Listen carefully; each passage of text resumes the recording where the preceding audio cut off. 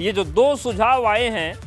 ये दो सुझाव केवल आजम खान ही नहीं बल्कि आने वाले वक्त में देश की चुनावी प्रणाली में एक बहुत बड़ा इंपैक्ट छोड़ेंगे जब इस पर फाइनल डिसीजन होगा, चुनाव आयोग भी जब अपना पक्ष रख देगा।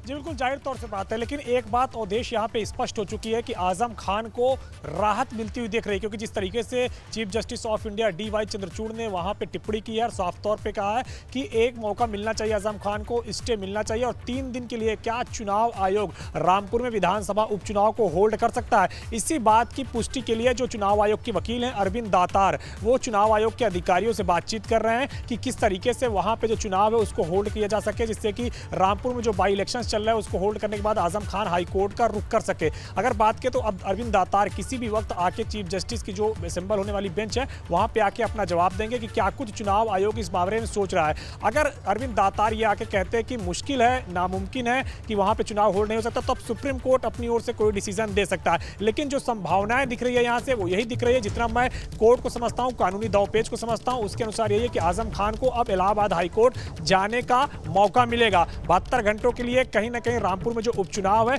उसको होल्ड किया जाएगा और उसकी जो डेट है नॉमिनेशन की वो शायद आगे बढ़ जाए या फिर कुछ छोटा टर्म रहे नॉमिनेशन का, तो इस तरीके से कोई विकल्प निकाल के आजम खान को हाईकोर्ट जाने का मौका दिया जाएगा। अब हाईकोर्ट में हालांकि उनको क्या कुछ राहत मिलती है, किस तरीके से हाईकोर्ट में दलील रखी जाती है, किस तरीके से हाईकोर्ट सुनवाई करता है, ये तो हाईकोर्ट जाने के बाद मौका मिलेगा। लेकिन जब सुप्रीम कोर्ट से जो प्राथमिक स्तर पर टिप्पणी निकल के आई है उसमें यह स्पष्ट होता दिख रहा है कि आजम खान को राहत मिलेगी और वो हो सकता है कि अब हाईकोर्ट जाकर के अपनी तमाम सारी जो बातें हैं वहां पे रखे, क्योंकि इस मामले में जिस तरीके से विक्रम सैनी की भी सदस्यता गई है उनका भी जिक्र यहाँ पे हुआ और खासतौर से सुप्रीम कोर्ट के चीफ जस्टिस ने यह कहा कि विक्रम सैनी को 11 अक्टूबर को सजा हुई, तो 8 नवंबर तक कहां सोया हुआ थे सब लोग। बिल्कुल। और अविनाश, क्या ये जो विक्रम सैनी वाला मामला था, जिस तरीके से क्या इसी मामले का जो पक्ष रखा गया वो आजम के लिए राहत का सबब बन सकता है कि सुप्रीम कोर्ट को कहना पड़ा कि क्या इस मामले में हम 72 घंटे के लिए नोटिफिकेशन रोक नहीं सकते हैं?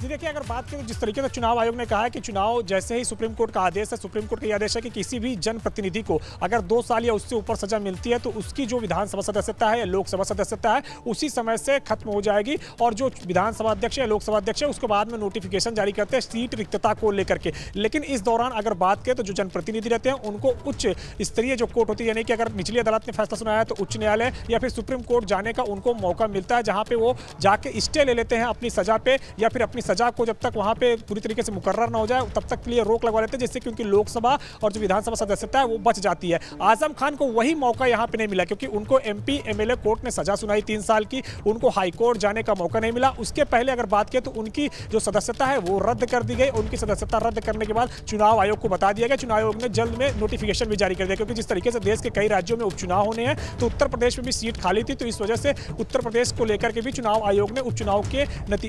जो तारीख है उसकी घोषणा कर दी। इसके बाद अगर बात करें तो आजम खान सुप्रीम कोर्ट आ गए हैं, तो अब जाहिर तौर से बात है कि उनको मौका मिलेगा, क्योंकि जिस तरीके से खुद चीफ जस्टिस ऑफ इंडिया ने साफ तौर पे कहा कि 72 घंटे का मिनिमम वक्त मिलना चाहिए। आजम खान को वो वक्त नहीं मिला, क्योंकि जैसे ही उनको अगर बात करें तो जिस तरीके से उनकी सजा हुई, सजा होने के बाद जिस तरीके से कोर्ट में छुट्टी थी, उसके बाद उन्हीं कोर्ट की छुट्टियों के दौरान ही अगर बात करें तो नोटिफिकेशन जारी हो गया कि उनकी सदस्यता रद्द की जाती है और फिर चुनाव आयोग ने चुनाव की घोषणा कर दी। यही बिल्कुल अविनाश, हमारे साथ बने रहिए और हमारे साथ आशीष पांडे जी भी जुड़ गए हैं, सुप्रीम कोर्ट के वरिष्ठ वकील हैं।